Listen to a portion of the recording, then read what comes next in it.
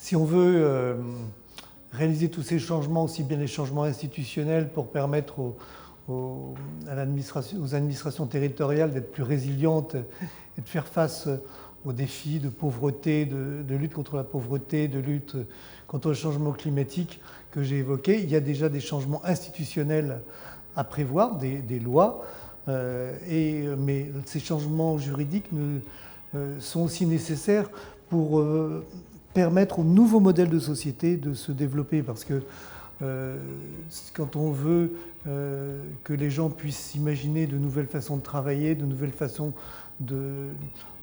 commercer entre eux, le droit ne permet pas. Bien souvent on a des blocages parce que tout simplement le droit est un univers qui surplombe notre univers réel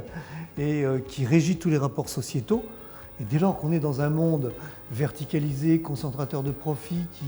privilégie les concurrences aux solidarités, et qu'on veut passer dans un monde décentralisé, qui respecte davantage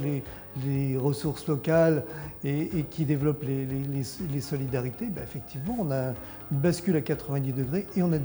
d'énormes problèmes juridiques qu'on ne peut pas résoudre seulement avec des dérogations. Mais je crois qu'il faut remonter bien souvent aux sources du droit et on est preneur à Marseille. On a inventé ça, on a appelé ça la transition juridique. On est preneur de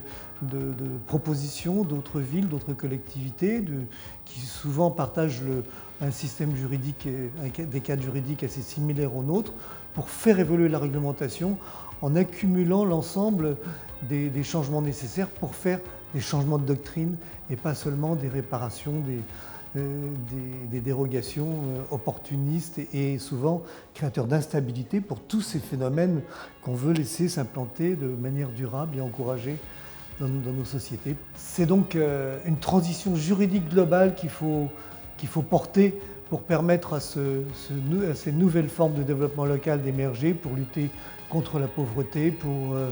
lutter contre le changement climatique en même temps, pour développer des tas de co-bénéfices à partir des innovations territoriales, alors que le droit s'oppose à ça. Donc on invite tous ceux qui veulent nous rejoindre dans cette aventure de la transition juridique pour faire un monde plus vivable et avec une plus forte cohésion sociale.